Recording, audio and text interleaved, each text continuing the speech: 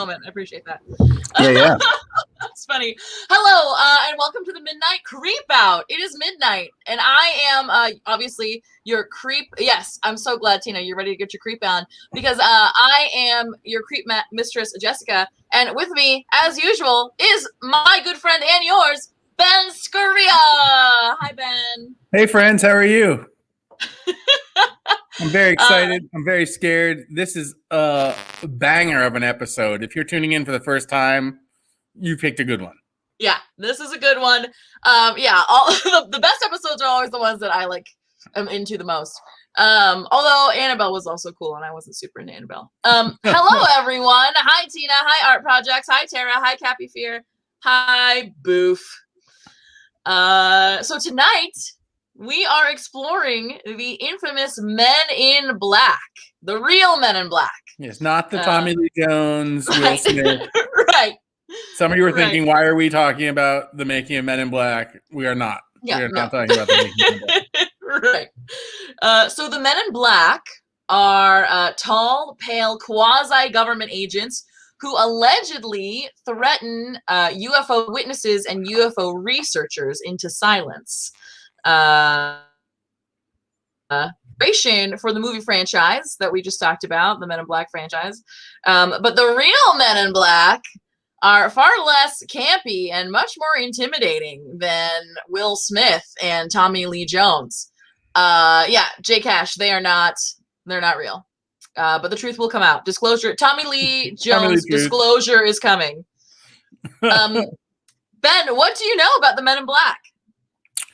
I know next to nothing. I know basically what you said. I've heard that there's this sort of shadow government agency that deals with UFOs and deals the way that I'd actually heard the legend was that they've actually been present at like other weird shit too. Like there were supposedly Men in Black seen on the day that Kennedy was killed.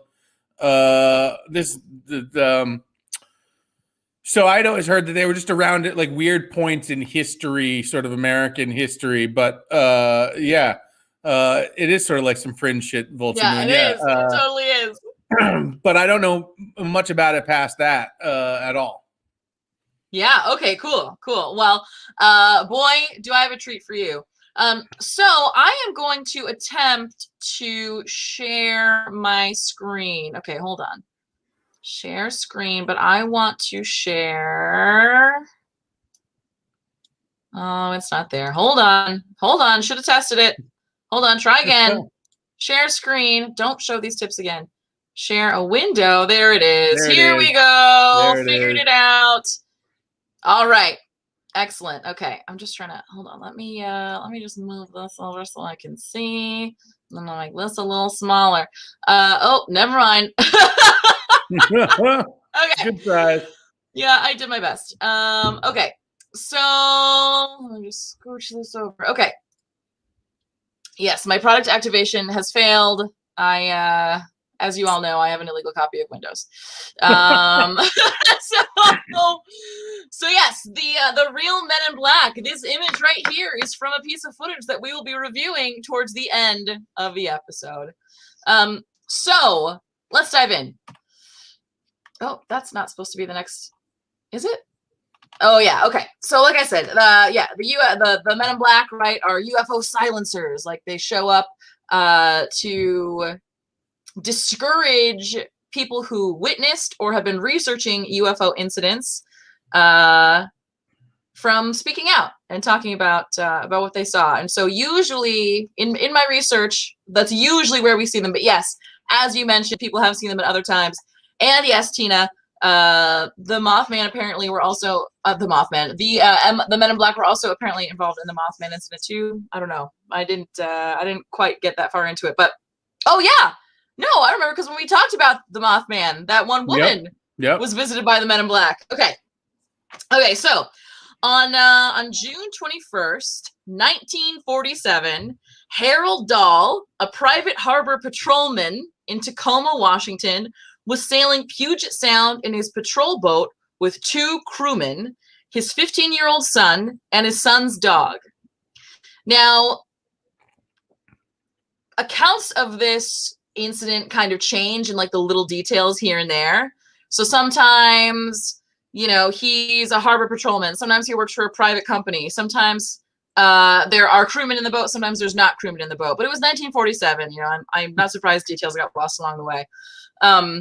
So at about 2:00 in the afternoon, the group was heading around the east bay of Maury Island.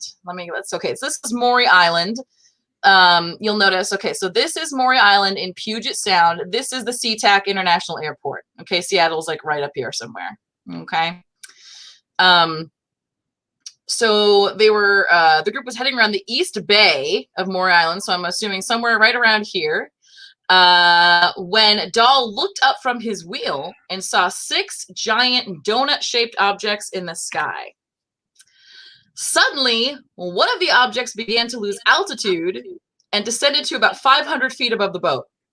It began to spew debris that rained down on them as if it was falling apart in the sky. Dahl reported lightweight material and a substance that resembled lava rocks coming down on the group. Dahl's son was injured by the falling debris, and the boy's dog was killed. Oh, no. Dahl reported the incident to a superior officer, and from there it gained the attention of Raymond Palmer, editor of the sci-fi magazine Amazing Stories. Look at this. This is the first issue of Amazing Stories from April in 1926, including stories by H.G. Wells, Jules Verne, and Edgar Allan Poe. I like that whatever crazy creatures they have on the cover there are figure skating. I know. Crazy monkey men figure skating. Yeah. Or maybe they're supposed to be people. Who knows? Maybe they're supposed to be people. Maybe.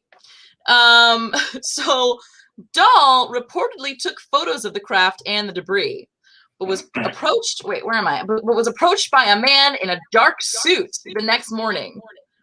The man warned Dahl not to speak to anyone about the incident, saying, quote, "I know a great deal more about this encounter of yours than you will want to believe," end quote. Dahl also reported that after his encounter with the man, the photos that he took had become all fogged over. On June 24th, 1947, so this is 3 days later, a pilot named Kenneth Arnold saw a string of 9 shiny UFOs flying past Mount Rainier at approximately 1,200 miles per hour. So that's fast. Yeah. Arnold's report gained national attention and that of Palmer, who informed Arnold that Dahl had in his possession pieces of debris from the UFO that he saw. Palmer sent Arnold to Tacoma to investigate. Can I just point out that we're saying Arnold Palmer a whole bunch, and it's kind of freaking me out a little bit? That's a synchronicity, Ben. Yep, it is a synchronicity.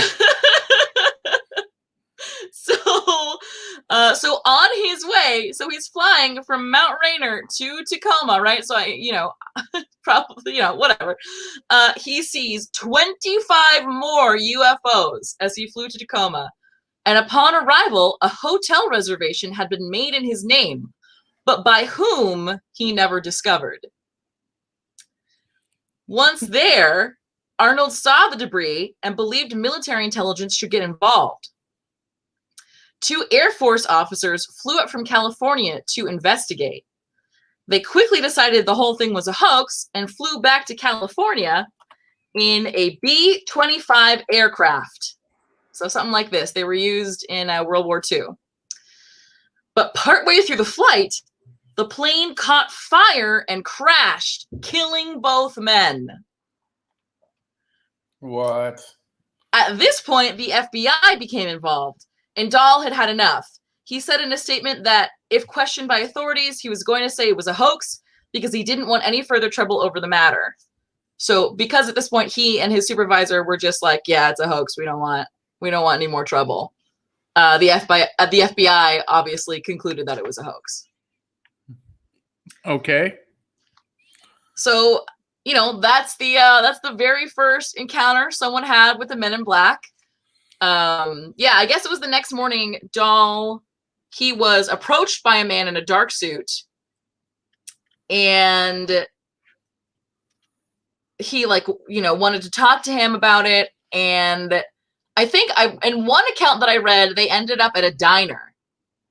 And the man in black, in the black suit, like recounted to Doll what Doll had seen. So he's like, I know what you saw. I know all this stuff. Don't tell anyone. Okay. And That's so creepy. That's the first. Okay. It's the first documented account. I do like the chat is pointing out, and I like this too, that he saw those things and instantly knew they were going approximately 1,200 miles an hour. Well, because he was in a plane and he was a pilot. He was a private pilot. He was able to say, I'm going Mach or whatever, and they're going twice as fast as I am. Gotcha. Something like that. Yeah. Yeah. Here's a creepy illustration. That is a creepy illustration. So, like I said, the FBI concluded that the whole thing was a hoax, and maybe it was, except that was very far from the last sighting of the Men in Black documented in history. We're going to talk about 1, 2, 3, 4, 5 more. Right. I included the ones that seemed the most plausible. There are some that I was like, I don't know, but there are way more out there than the ones that I am talking about tonight. Okay, so in 1967, that's not supposed to be there. Oh God, why are they out of order? Okay, Robert Richardson was driving at night in Toledo, Ohio, when he collided with something in the road. On impact, the object disappeared. When he got out to investigate, he noticed a lump of metal in the road and decided to take it home. I also saw in another account that the metal was like embedded in the front of his car, almost like magnetically. It was like magnetic. Ooh, he pulled it off. So I saw both. A few days later, he was visited at home around 11 p.m. by 2 men wearing black hats and sunglasses and driving a black 1953 Cadillac. They asked him questions, and when he told them about the lump of metal, they demanded that he hand it over. When he told them he had sent it away for testing, they became agitated, threatening, quote, "If you want your wife to stay as pretty as she is, then you'd better get the metal back," end quote. What? Yes. Okay. Fortunately, though, for him, he never saw them again.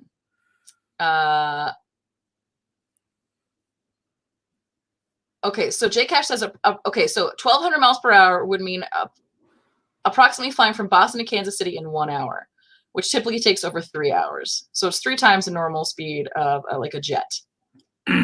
Scary.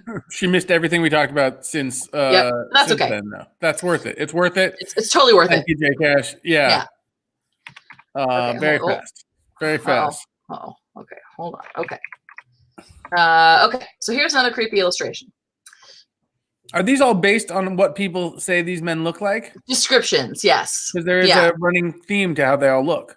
Yes, there is. Yeah, and we'll get into that a little bit more as time goes on. Okay, so in 1968, a UFO researcher named Jack Robinson and his wife Mary were terrorized by a man in a black suit and hat who would watch them from across the street in their New Jersey apartment building. One day, they returned home to find that their apartment had been rummaged through while they were gone. After 3 consecutive days of harassment, a friend of theirs, Timothy Green Beckley, camped out to get a photo of the mysterious man. So this is the photo. He did not give me courtesy. This is from BuzzFeed Unsolved when they covered this. I couldn't get like a better quality photo than just taking a screenshot of the screen, but this is the guy. So this is the man who was camped out, across the street from their apartment building. I wasn't able to find any more information about so what happened after they took the photo, if he just fucked off or if he knew they got the photo, I don't know. So I wasn't able to find any information about that, but it's still creepy. It's super creepy. And he's certainly a man in black. Yeah. And he's hiding in a doorway, he's kind of hanging out. Creepy. That's weird. That's weird. I know. Okay. Okay, so this next one has a lot of quotes in it. Okay, so one of the strangest incidents was that of a Dr. Herbert Hopkins, a respected family physician from Old Orchard Beach, Maine, who was studying a local UFO sighting. On December 11th, 1976, he received a call from a man who he didn't know, who said he represented a New Jersey UFO organization. Hopkins told a reporter in 1978, quote, "He wanted to know if he could come here and talk to me about the UFO case. He also asked if I was alone, and I said yes," end quote. Hopkins hung up the phone and turned on the outside lights. And when he looked out the window, a man was already coming up the front steps. Quote, "If he was even as close as across the street or next door telephoning, he could not possibly have gotten there as soon as I did to turn on the light for him," end quote. Hopkins described the man's extremely odd appearance to the reporter. Quote, "He wore a neatly tailored black suit, black shoes, black socks, a white shirt with black tie, and he wore a black derby. You don't see derbies very often, and I thought to myself, this guy looks like an undertaker." When he sat down, he removed his derby. This character, this is still a quote from Hopkins, "This character was bald as an egg. He didn't even have eyebrows or eyelashes. It looked like he had smooth plastic skin, like a doll, except that it was a dead white color. His lips were a brilliant ruby red, and he spoke in an expressionless, monotone, scanning speech. He constructed no phrases and sentences, just a sequence of words evenly spaced. His voice was completely passive, with no inflection or intonation, as if you were hearing it from a machine that could talk. He sat perfectly motionless and wore gray suede gloves. He idly brushed his lips with the back of a glove, and when he put his hand down, the back of the glove was bright red, and the red on his mouth was smeared, so I knew he was wearing lipstick. Then I could see that his mouth was a perfectly straight slit. Apparently, he did not have what we call lips, so the lipstick was put on as a decoy. His mouth was more like a ventriloquist dummy." Okay, that's real creepy. What the hell? And that's, that description is like, repeated again and again. Pale white skin, no facial hair, no eyelashes, no eyebrows, hair, like either no head hair or hair that looks like it's obviously a wig. It's like these are like the worst, like aliens that have like no costume and makeup department. Right? Hey, Cashin, it is not you. It is not you. No. You are, so, yeah. Hold on. I gotta say something now. Okay. So Hopkins and the man were only together for a short time. And after discussing the UFO sighting Hopkins had been investigating, the man asked him to take out a coin. Hopkins took out a penny and held it in the palm of his hand.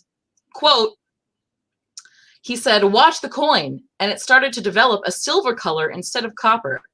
And then the silver became bluish, and the penny was getting quite fuzzy, out of focus, blurred. And then it simply was gone. It slowly dematerialized. End quote. After the yeah, right? He like made a penny disappear. Yeah. Just to be like, these are my powers. So after the strange trick, the man ordered Hopkins to destroy all of the research he had collected. Then got slowly up to his feet, said his energy was, quote, running low, and that he had to leave.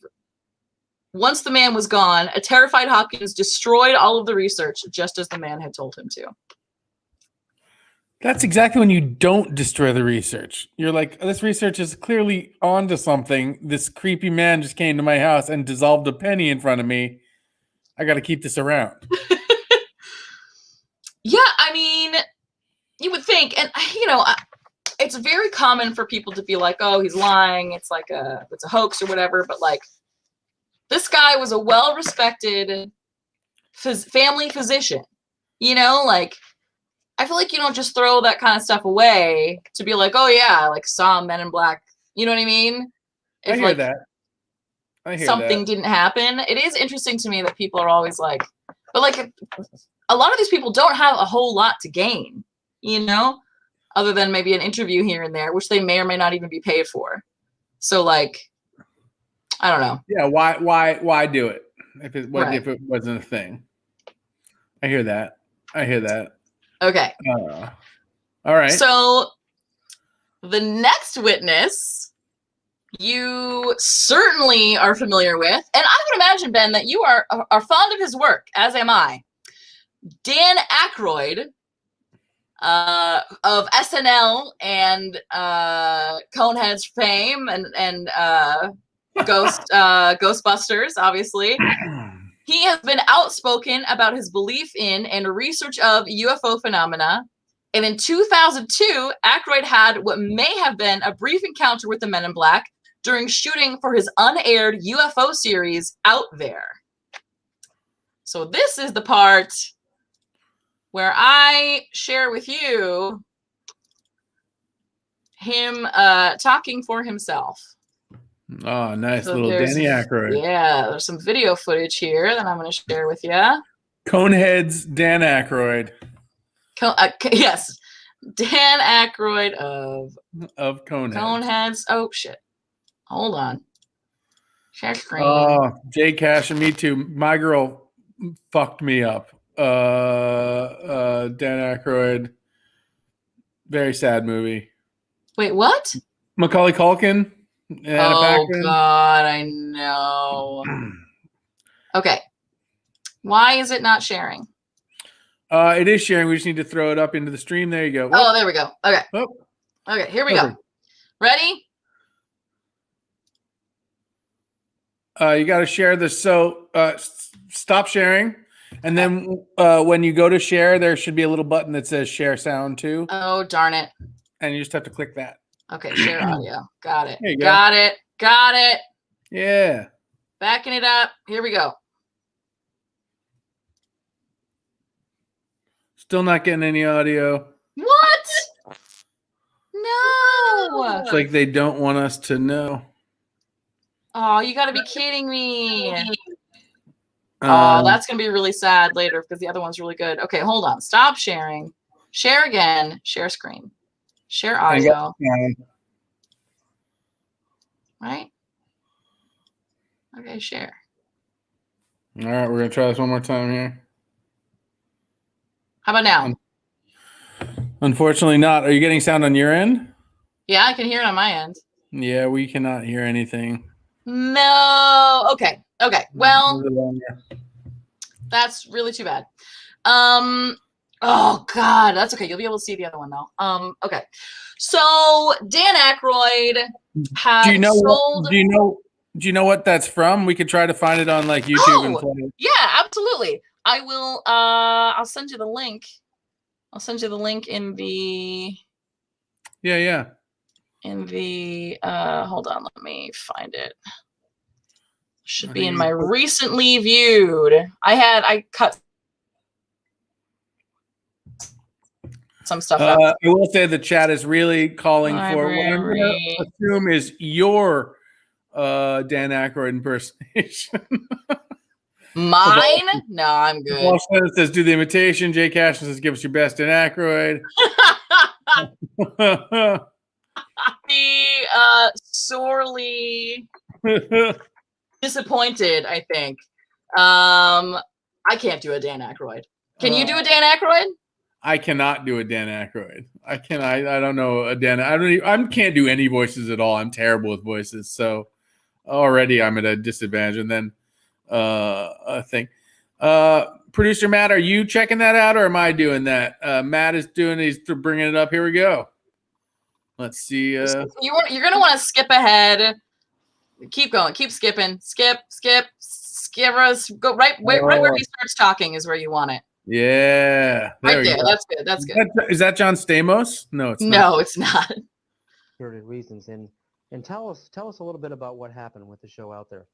Well, what happened? We sold the show to Sci-Fi Channel, and it was called Out There, and I basically interviewed all of the people that I admired in various fields of study, like Colin Andrews from the Crop Circle movement, Linda Moulton Howe, the expert on cattle mutilations, John Mack.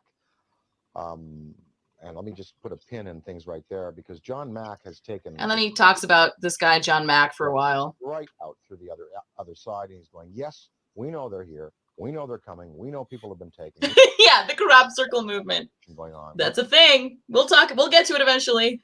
What we now have to do is use that as... And cow mutilation, we got to get to that. To socially transform this planet to a more peaceful, more loving, more tolerant state. Through cow mutilation. Yes, through cattle mutilation. Change has just accept as a fact abductions, UFOs, interplanetary intervention, and what he's doing is taking it out through the positive side of it and saying, now we must use it to socially transform. And I think his message is great. But I talked to him. I talked to the Allegath guys who were taken in the canoe in that trip in Pennsylvania. The last show we did, I had both Bassett, who has the UFO time clock, and then Greer. I don't know what the UFO time clock is. They were my two guests for the day. Well, the show was canceled that afternoon. And I was outside before I knew it was canceled, in between the interviews. And I was outside, and Britney Spears called me because she wanted me to appear on Saturday Night Live with her. And so I was outside having a cigarette. The phone rang. Oh, Brittany, how you doing? Oh, sure, of course I will. I turned away like this. I turned back, and there was a black Ford across the road, a black Ford sedan. And I was trying to look at the plate, and the plate seemed kind of like fuzzy, and definitely a police car.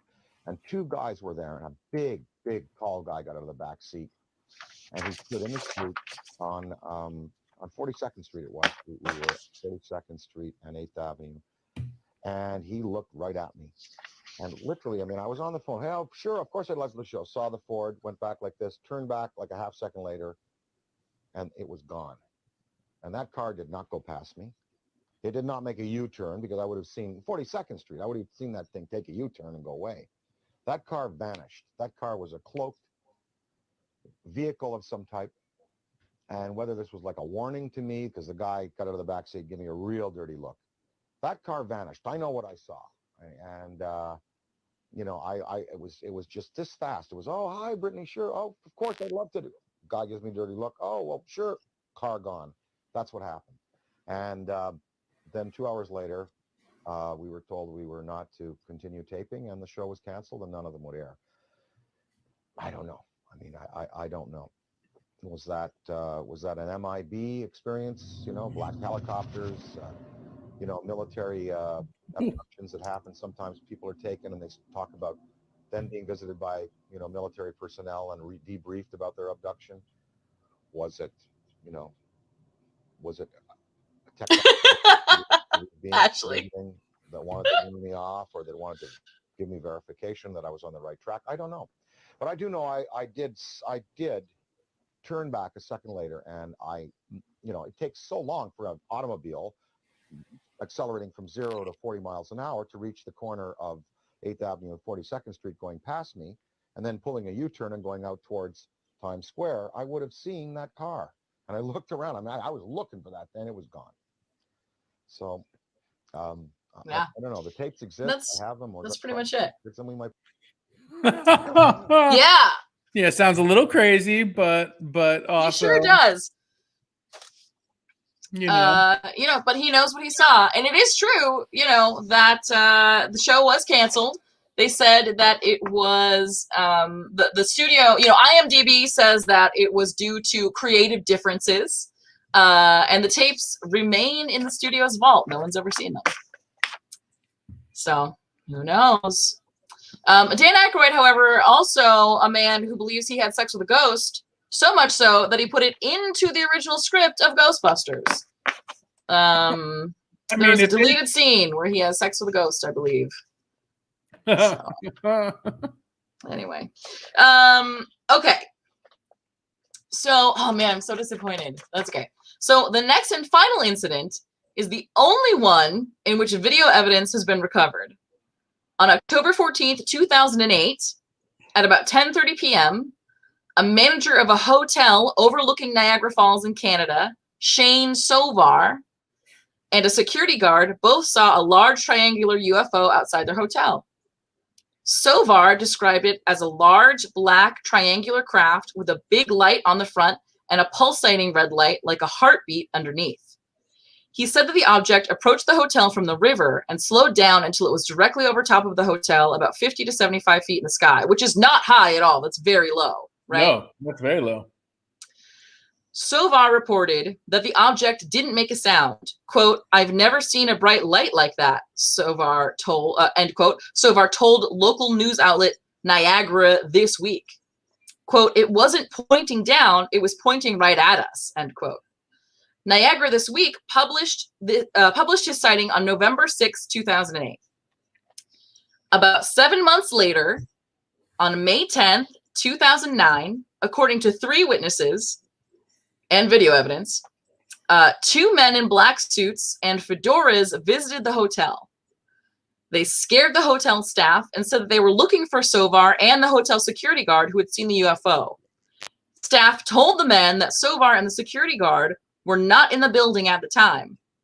Dissatisfied, they roamed around the hotel and stopped by the tourist desk before finally leaving. The next day, when Sovar returned to his work, his staff had a chilling tale to tell. Sovar gave an interview to like a local UFO research group called Aerial Phenomenon Investigations Team. And, oh man, I really wanted us to listen to it, but I don't think we're going to be able to hear it. But I can probably find that link. So let me pull up that link today. Where's the link? It's this one. So this is a conversation you had with who? So this is an interview with UFO research organization called Aerial Phenomenon Investigations. So I'm putting this in our private chat, and hopefully Matt or you can bring it up. It's kind of crazy. It's crazy how he describes. So when he gets back, the bellhop who like first saw the men, tells him the story, and then the following day, the woman at the tourist desk tells him about what happened. It's wild. You can go ahead and play it. I think you can skip ahead a little bit. Yeah, skip ahead. Right there is good.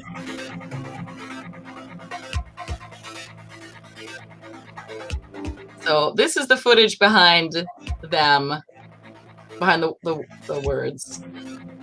One of my bellmen approached me and he said, and he kind of had a weird look on his face, and he said to me, "Can we go in your office and talk?" And I said, sure, no problem. So I brought him into my office, and he says, something really weird happened here yesterday, and you weren't here. He said, there's a couple really strange looking men that were here, and they kind of freaked everybody out, and they were asking questions about you. And of course, now I'm getting a little bit nervous, and I'm like, what are you talking about? And he said, well, he goes, I don't know how to describe them except for extremely odd looking. They were really, really tall, like 6'5" at least, he said, and they were identical height. They were the exact same height. They were wearing the exact same clothes, and they had the exact same faces, like they were twins. And he said they were wearing black suits, black trench coats. They were wearing like the old-fashioned fedora hats. They had extremely, extremely pale skin. And he said they came in and they looked around a little bit and they asked for you. And I said, I'm sorry, he's actually not working today. And it seemed like they didn't believe me. So they started to walk around the hotel, and shortly after they went to the tour desk, and he goes, I got busy. I started to have to bring cars around and get luggage. And by the time I came back, they were gone. But he goes, they freaked me out, and I really wanted to tell you that there were these weird guys in here looking for you. So, of course, now I'm a little bit skeptical and I'm a little bit freaked out all at the same time. So the first thing I do is I run into my security office, because I know how to work the security system, and I rewound the cameras, and sure enough, here comes 2 gentlemen through the front door, looking exactly how he described, and you could actually see my bellman, the one who's telling me the story, in the area where he's getting keys for a valet, and he literally does a double take right on the film as if he looks and looks again as if, oh my gosh, these are extremely odd-looking people. Then the next day, I came into work again, and I was talking with my tour desk, and one of them asked to talk to me. She came in my office, the same as my bellman, and she said, I need to tell you about something that happened. I heard that you heard that there were some men looking for you. And I said, yes. And she said, well, you don't know what happened when they came to my desk. She said, they asked a few questions about you, and they said strange things that I didn't understand. And they were talking about governments and conspiracies, and none of it made any sense to me. But she goes, they were very, very scary.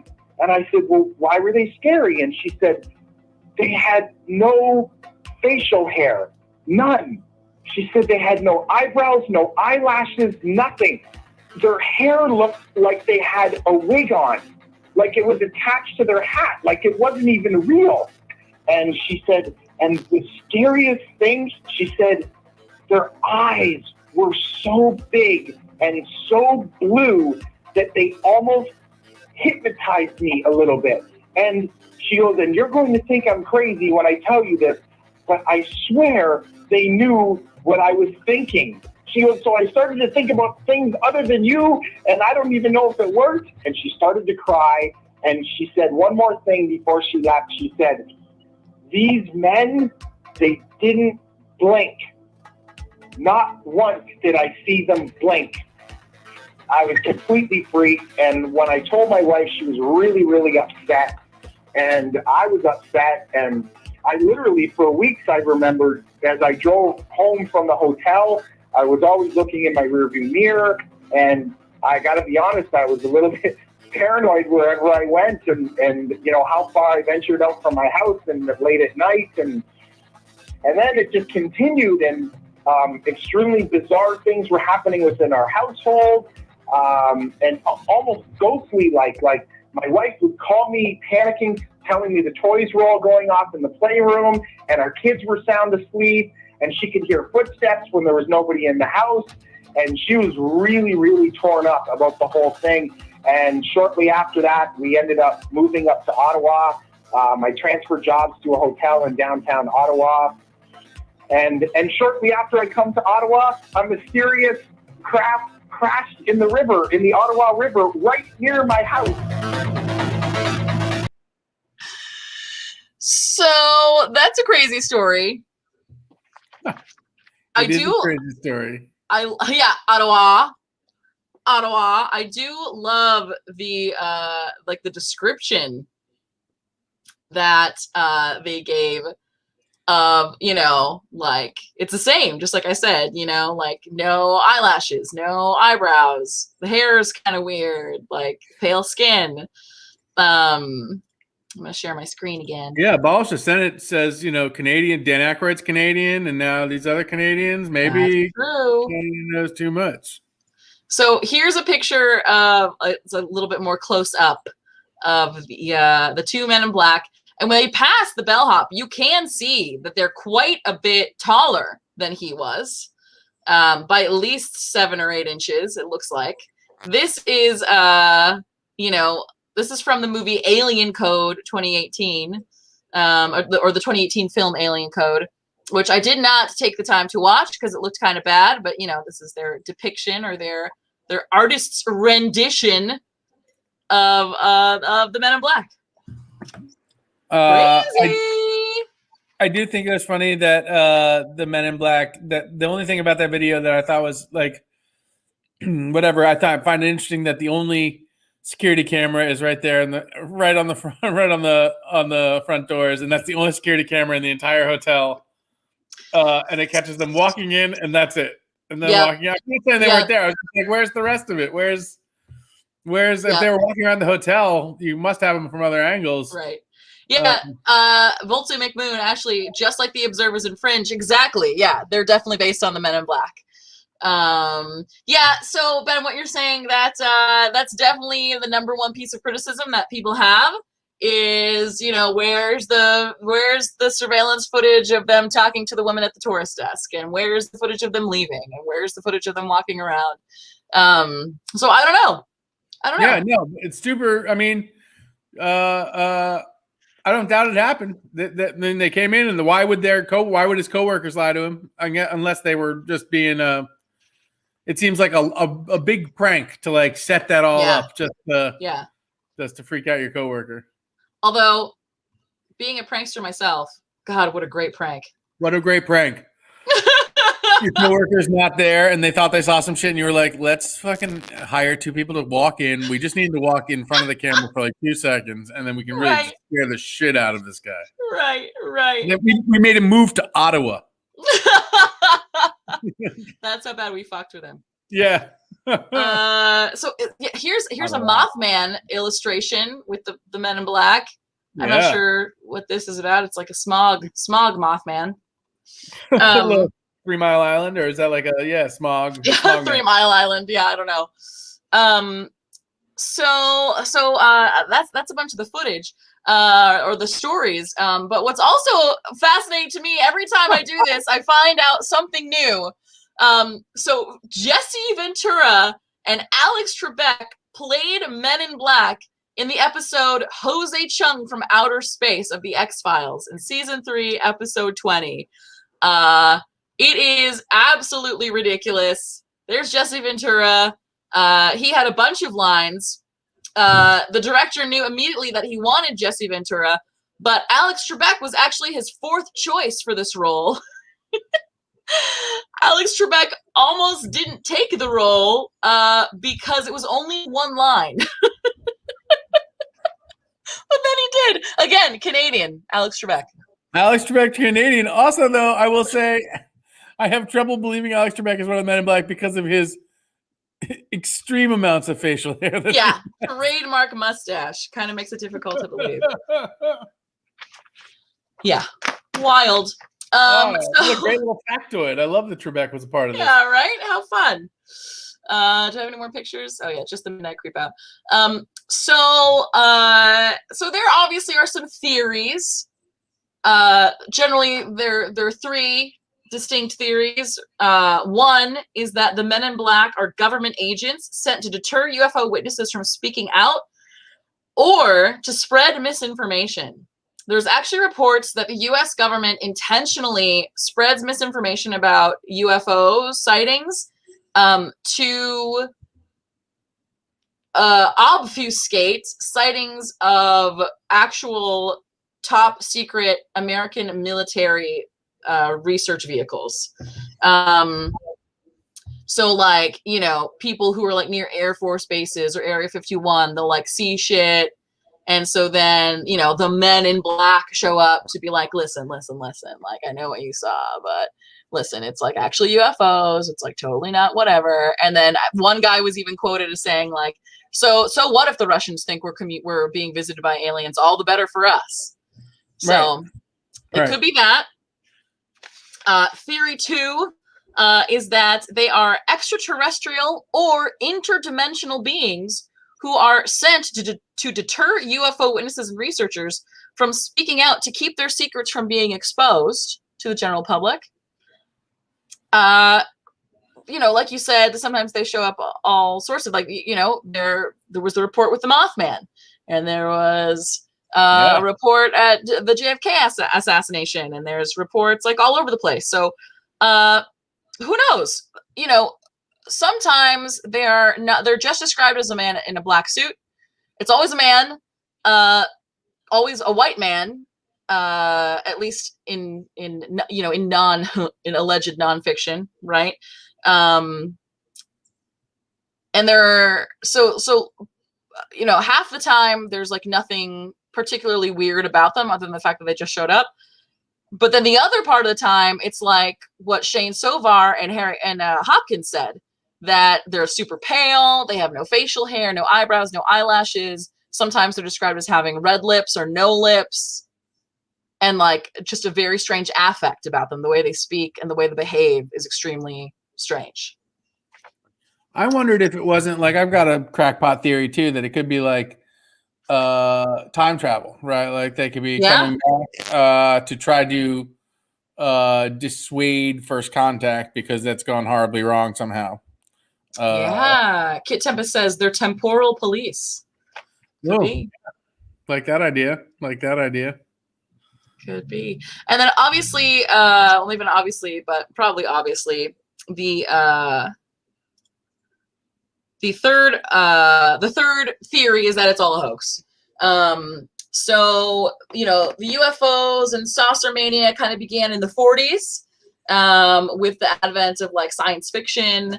That's like when the first flying saucers were reported and seen. Obviously, in 1947 is when the Men in Black first started, you know, being talked about. However, I have my own theories about, I'm pretty sure people were seeing flying saucers way before the 40s, but at least in, you know, in American pop culture, that's where it started. It's totally possible that's all a hoax. I would say it's like even likely that it's all a hoax, but I think it does make sense that if there are people who are too curious or are, you know, getting too close to either discovering something about top secret US military stuff or actual UFOs, you know, actual alien craft, that someone from the government would show up and be like, you need to shut your fucking mouth or we're going to kill you. You know? No, it makes sense to me that would happen, right? I think where I'm part of me, I think what I'm having most trouble with is you would think if the government wanted to do this with the idea of keeping quiet and the idea of nondescript men in black, and yet these dudes are the weirdest looking dudes. Like they couldn't just get like two real feds and tell them what was going on and be like, all right, the Men in Black couldn't be like normal human beings who like, it would seem like that would be the way to be more undercover even than like 2 6'6" silver bald men, pretending to be human. I'm like, that seems like a bad move, guys. Right. Exactly. Hey, listen, Kit Tempest, there are some people that say they have. That Bill Lazar, right? Is that his name? The guy who said he worked at Area 51 and helped reverse engineer UFO craft for the US military. Bob Lazar. So it's possible. I don't know. I don't know what I think about Bob Lazar. I haven't decided what I think about him. The weird thing about that too is why would we be the only ones that have it, right? Like I think if the aliens had they only contacted Americans because we're the exactly. Guys, like no, I think they'd be. But I mean, you know, we talk about here in the U.S. we see all you know the UFOs and Area 51 and all this bullshit, right? But this same shit happens in other countries, you know, all across the world. Like there's a Canadian ex-defense minister who came out. That's right. And said, you know, all kinds of stuff about government contact with aliens, and you know, weird shit has been seen literally all over Europe, all over South America.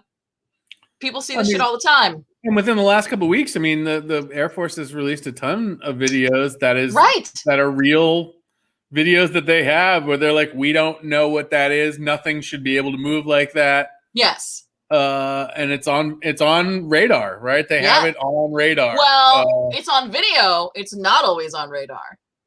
It's not, but they have this one that is on radar because it's nuts. Because all of a sudden, this thing like shoots off at a rate that is so unnatural, right? That you're like, that has to be fake, but it's not. Right. The Tic Tac one that like spins around and then shoots off. I mean, unless that's like a really elaborate hoax or something. But you know, we're supposed to get that report and from the Pentagon to Congress in the next couple of weeks. Although a bunch of leaks have already been made. I think basically it's going to say like, well, we can't say it's aliens, but we also can't say it's not aliens. We don't know. Well, I mean, that's the thing. I think they're talking to a bunch of people, and basically what people are saying is like, we can't say what it is, but we can say what it's not, and that is any man-made known thing. Yes. Yeah. They have come out and said it's not U.S. military craft. is Right. what they've said. Right. And there's no reason for them to lie about that because you would want propaganda. You would want other countries to think we had that stuff. Right. Right. Like you would Right. want your enemies to be like, oh, yeah, I got the fucking UFO shit in my corner. Right. Right. Right. But no, we're like, no, it's not. So I don't know. Who knows? I got my fingers crossed, man. I got my fingers crossed. Be dope if they come out. I mean, it wouldn't be the weirdest thing to happen this year. That's the crazy part. So if they came out and they were like, aliens are real. But I do think, I know it's sort of a thing that everybody believes at this point. But if aliens are out there, we are failing miserably whatever test we need to for first contact. For first contact to take place. They keep checking in on us and being like, nah, fuck that. Like that planet is just going to end up attacking us and we're going to have to kill them and we don't want to do that. They're going to freak their shit if we fucking show ourselves, so we can't yet. Mm-hmm. I honestly think that's the thing. They're just like, they're not ready. They're not ready. They're still fighting about stupid shit, right? Yep. So I don't know. I'd like to believe that at least. I'd like to believe that. Yeah, I really do think that we're being observed, you know, and again, it's like how much of it is because I, you know, really have facts back it up and how much of it is because I really want it to be true. But, you know, if there's one thing I can have faith about, it's that the numbers, the statistics support alien life existing somewhere else in the universe. And throughout mankind's history, we have seen weird shit in the sky. And I hope that at the very minimum we are being observed, and I think we are. Supreme Lord Ender makes a good point. It's very possible the aliens could also be doing even worse stuff than us. Like we could be so happy that they haven't found us. Because right, the Great Filter. I keep talking about it. The Great Filter could be in front of us, could be behind us. We don't know. We don't know. We don't know. That was a creepy one. That was creepy. Yeah. Oh yeah, simulation theory. Yeah. Let's not even go there. That's what's really gonna mess with people. We should talk about simulation theory actually, because that's gonna fuck people right up. Yeah, we should do one of those for sure. That is its own episode. There's so many little weird glitch in the matrix moments. Jess was talking about synchronicities. That's sort of involved in that a little bit as well. But yeah, I love it. Yeah. So that's the story of the Men in Black. At least, you know, the parts that I chose to put in. You know, there are way more encounters out there. You should totally look it up and check it out. Yes, yeah, we've actually talked about it before, Kit. Yeah. Well, so that's so much more involved, though. We'll get there. We'll get there in another episode. They have no way of reaching us, especially in the span of human UFO sightings, which is like a millisecond in the scheme of cosmic time. Yes, unless they have already figured out the quantum physics behind bending space and time, in which case that is not the case. At all times. Right, exactly. So I also hope the theme song for the Real Men in Black is just as much of a banger as the "Here Come the Men in Black." Which was a great song. Bounce with me. This is for Matt. Bounce with me. Jess, we've reached the part of the show where it's time to talk about our other projects and then let people know what's going on, where else they can see us. Where can they see you? Well, on Sundays at 7 p.m., I host another show right here on 2MB Studios called Simly the Jess, where I take characters from Quarantine Action Wrestling and make Sims out of them and ruin their lives virtually. And it's a lot of fun. Sometimes, you know, sometimes I'm killing them. Sometimes I'm raising toddlers. Sometimes we're living it up in the city. You know, there's all kinds of fun stuff. And so next week, I believe, or excuse me, this weekend, this Sunday at 7, I believe we'll probably be revisiting Payne Austin's House for Wayward Wrestlers, since we haven't been there in a very long time. So we'll check that out. So you gotta come back Sunday at 7, and then every Thursday at 8 p.m. is Quarantine Action Wrestling, on which I play the wrestling characters The Slamazon and Illuminati, who is a recruiter for the Illuminati and a secret, not so secret lizard person. Ben, where can our viewers see you? Tuesday nights at 9 p.m. I host a show called What's Going On. It's a weekly roundtable where I just gather some of my favorite people together and we talk about whatever's going on that week. People bring stories. They talk about whatever they saw in the news. They talk about whatever movie's going on. It's just the whole shebang, and we just have a really good time. And the chat chimes in all the time. It's a really fun time. So check that out Tuesdays at 9 p.m. Right here on 2MB Studio, which we got shows 7 days a week here on the channel. So if you have not already, like and subscribe. I'm sure you have. But if you haven't, like and subscribe. And we have a Patreon/2MB Studios. You can follow us there as well. There's some really cool goodies that you can get from following us there. And yeah, what a fun. And there's a Discord. There's a Discord. You got to check out the Discord because, if you have a topic that you think we should cover here on the Midnight Creepout, you should totally put it on there so that I can see it, and Ben and I can make some decisions going forward from there because we have all sorts of topics that we want to cover. But, obviously, if you want to see it, we want to talk about it. Absolutely. Absolutely. And Kit, to answer your question, I believe in the video, Will Smith was an alien. I think yes. I think that was the whole thing, which is weird because he was both a man in black, but he was also an alien. There's a lot going on. All right, fans. Well, it's been so fun bringing the creep to you. I've been your creep mistress, Jessica, and he's been my ghoul boy, Ben. I love Ghoul Boy. Ghoul Boy's the best. Ghoul Boy is the best. And we hope you enjoyed it. We hope you come back in 2 Fridays from now. It's the 2nd and 4th Friday of the month at midnight. But most of all, we hope you're creeped out. Good night. Good night.